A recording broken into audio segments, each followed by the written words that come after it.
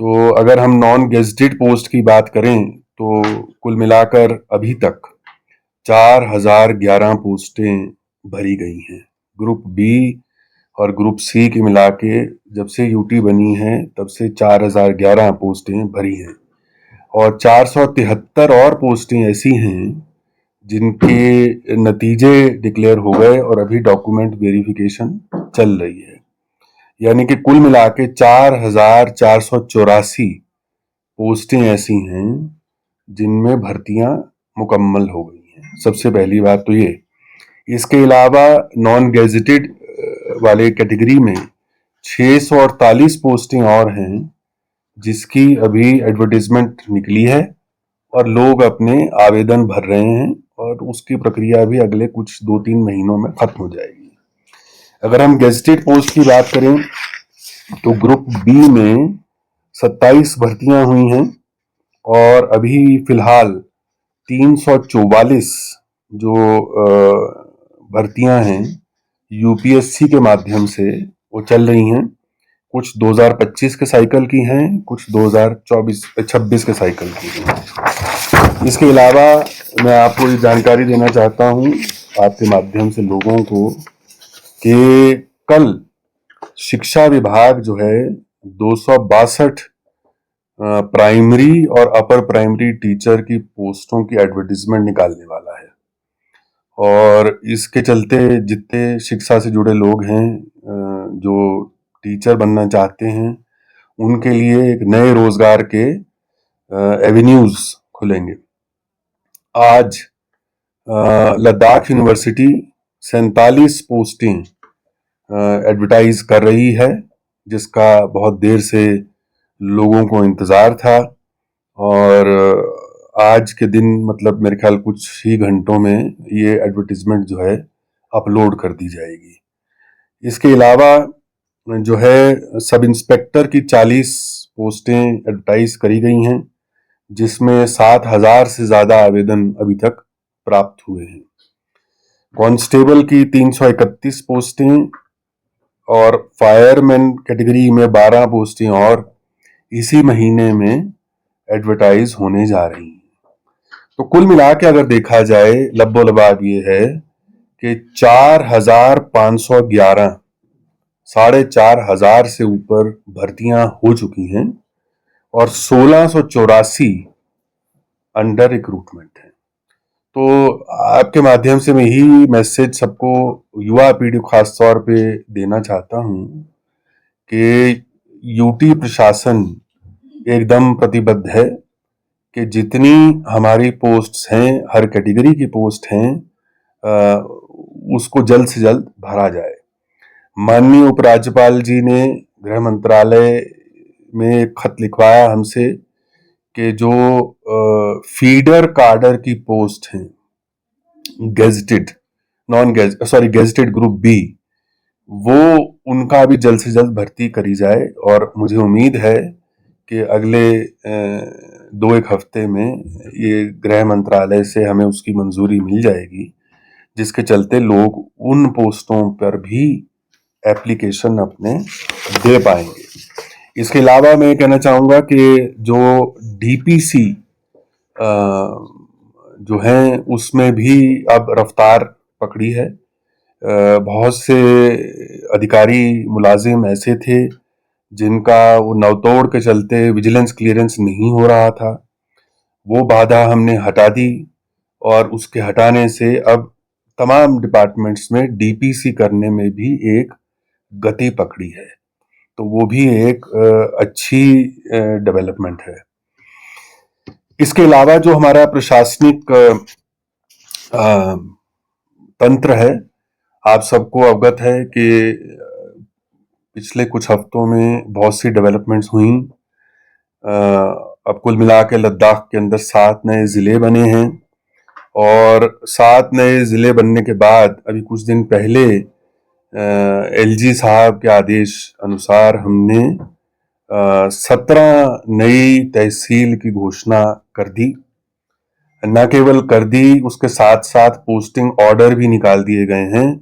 और अधिकारी जो इन तहसीलों में तहसीलदार का काम करेंगे उनकी नियुक्ति भी हो चुकी है। इसके अलावा आज अभी तकरीबन 1 घंटा पहले माननीय एलजी साहब ने आदेश किया, जिसके चलते पीएचई और इरिगेशन फ्लड कंट्रोल के 4 नए डिवीजन बनाए गए हैं और पीडब्ल्यूडी के 7 नए डिवीजन बनाए गए हैं, जिसके अंदर 5 पीएमजीएसवाई के डिवीजन हैं और साथ ही साथ तमाम अधिकारियों की पोस्टिंग कर दी गई है। तो कुल मिला के इसका निचोड़ यह है कि 7 जिलों में अब कम से कम एक एक्सीएन पीडब्ल्यूडी का होगा, एक पीएमजीएसवाई का होगा और एक पीएचई और इरिगेशन फ्लड कंट्रोल का होगा। इसका माने ये हुआ कि जहां तक के राजस्व विभाग का सवाल है, रेवेन्यू एडमिनिस्ट्रेशन में एक तरफ प्रशासन को लोगों के करीब ले जाने के लिए एक बहुत बड़ी पहल करी गई कि जो तहसीलदारों की नियुक्ति और जो तहसीलें नहीं बनी,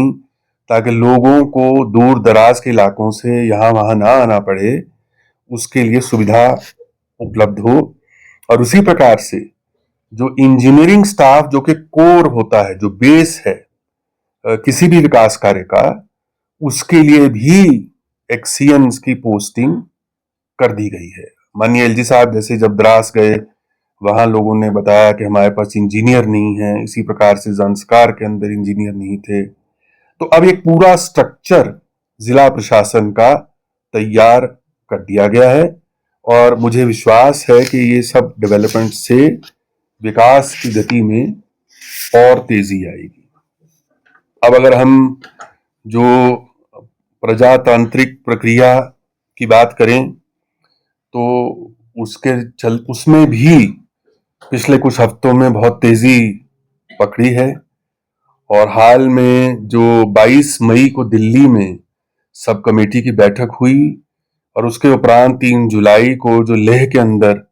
एक बैठक हुई, बड़े ही रचनात्मक ढंग से चर्चा हुई, खुले माहौल में चर्चा हुई, हर इंसान ने अपनी बात रखी और उसके बाद एक कंसेंसस डेवलप होने के बाद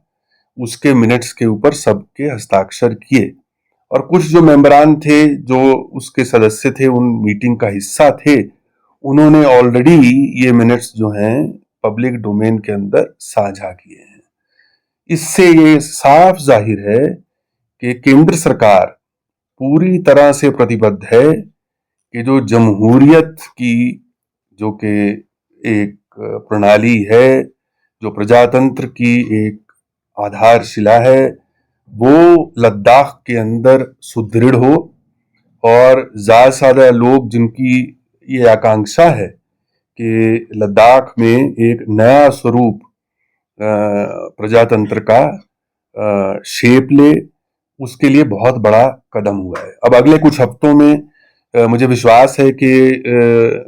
जो लोग नुमाइंदे यहाँ से लद्दाख से जाते हैं और जो केंद्र सरकार के अधिकारी हैं, वो आपस में बैठकर एक मसौदा बनाएंगे जिसके अंदर जो आर्टिकल 371 के तहत एक नई रूपरेखा लद्दाख के लिए बननी है, जो एक यूटी लेवल बॉडी की जिसकी बात हुई है, उसको एक शेप दी जाएगी। अभी कंसेप्चुअली इस बात पे सहमति बन गई कि जो यूटी लेवल की बॉडी है उसमें legislative, executive, financial, administrative powers निहित होंगी और ऐसा मॉडल उसमें आप देखेंगे मिनट्स के अंदर लिखा है कस्टमाइज्ड मॉडल फॉर लद्दाख। इसका मतलब है इस प्रकार का मॉडल जो कि देश के किसी और भाग में नहीं है और जो बेस्ट चीज उसके अंदर ली जा सकती है बाकी जगह से, उसको लेकर उसमें समाहित करके एक नया रूप दिया जाए जिससे लोगों का अच्छा विकास हो सके। इसके बाद तमाम जगह से जो शाम के लोग हैं, नुब्रा के लोग हैं, ज़ांस्कार के लोग हैं, द्रास के लोग हैं और चांगथांग के लोग हैं, इन सब की बड़ी मांग उठी है कि हमारे को ऑटोनमस डिस्ट्रिक्ट काउंसिल दी जाए। तो मैं आपसे ये साझा करना चाहता हूं कि जो LHDC एक्ट है उसका सेक्शन 3 सबसेक्शन 1 उसमें लिखा है, there shall be an autonomous hill development council for each district from such date as the government may by notification in the government gazette appoint on this behalf। तो अब आज मैं आप सबसे साझा करना चाह रहा हूं कि सरकार ने फैसला कर लिया है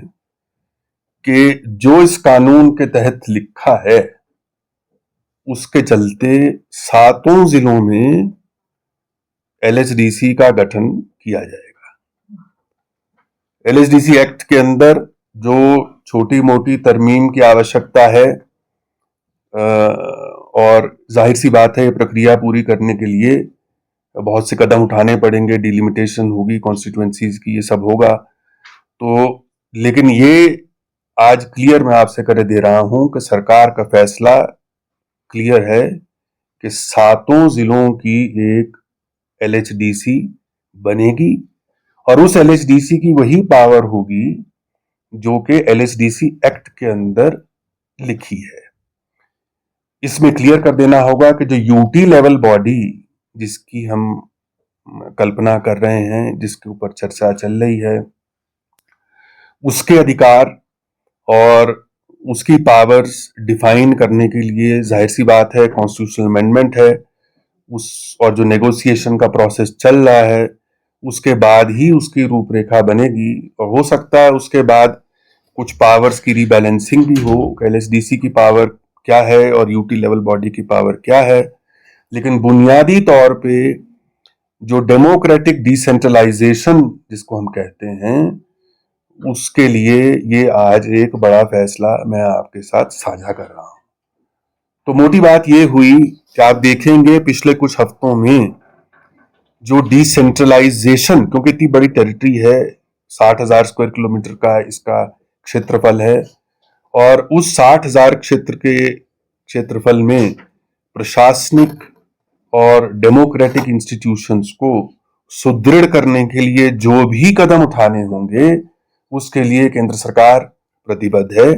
और यूटी प्रशासन में माननीय उपराज्यपाल महोदय ने हमें क्लियर निर्देश दिए हैं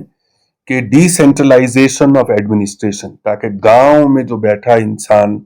दूर दराज के इलाकों में बैठे इंसान जिनकी आवाज लेह तक या करगिल तक नहीं पहुंच पाती थी, उसको उसकी समस्याओं को हल करने के लिए जो बन पाएगा प्रशासन से वो हमें करना है। इसके अलावा माननीय उपराज्यपाल ने ये भी निर्देश दिए हैं कि चीफ सेक्रेटरी से नीचे तक जितने सेक्रेटरीज हैं वो इन इलाकों का, नए जिलों का, सबका दौरा करेंगे रेगुलरली,